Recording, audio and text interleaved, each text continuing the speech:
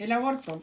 La vida humana debe ser respetada y protegida de manera absoluta desde el momento de la concepción.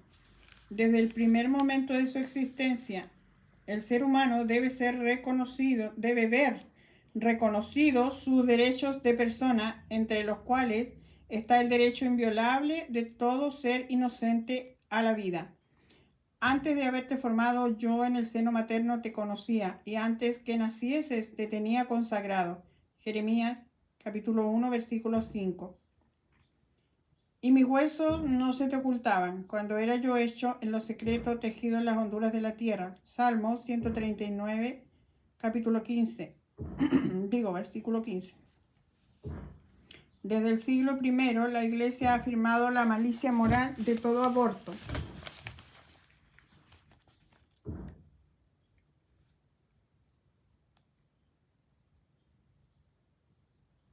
Esta enseñanza de todo aborto provocado, esta enseñanza no ha cambiado, permanece invariable.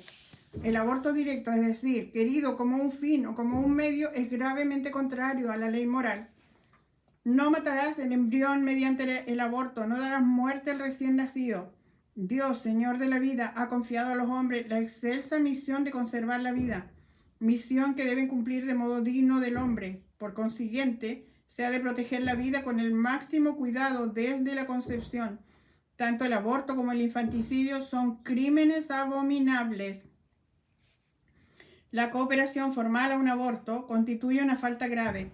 La Iglesia sanciona con pena canónica de excomunión este delito contra la vida humana.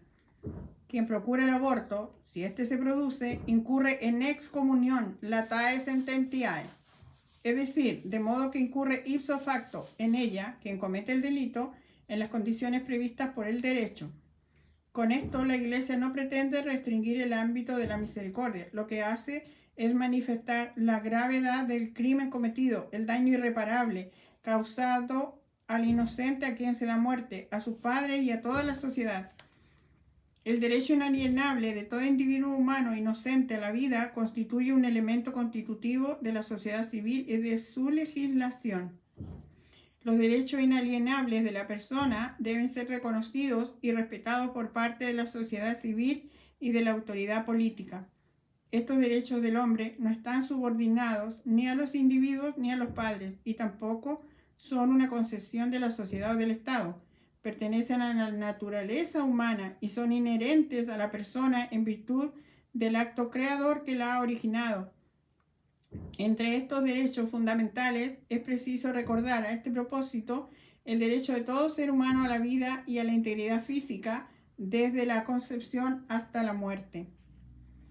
Cuando una ley positiva priva a una categoría de seres humanos de la protección que el ordenamiento civil les debe, el Estado niega la igualdad de todos ante la ley.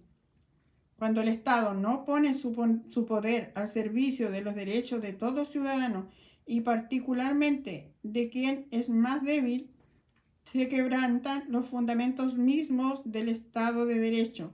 El respeto y la protección que se han de garantizar desde su misma concepción a quien deben hacer exige que la ley prevea sanciones penales apropiadas para toda deliberada violación de sus derechos.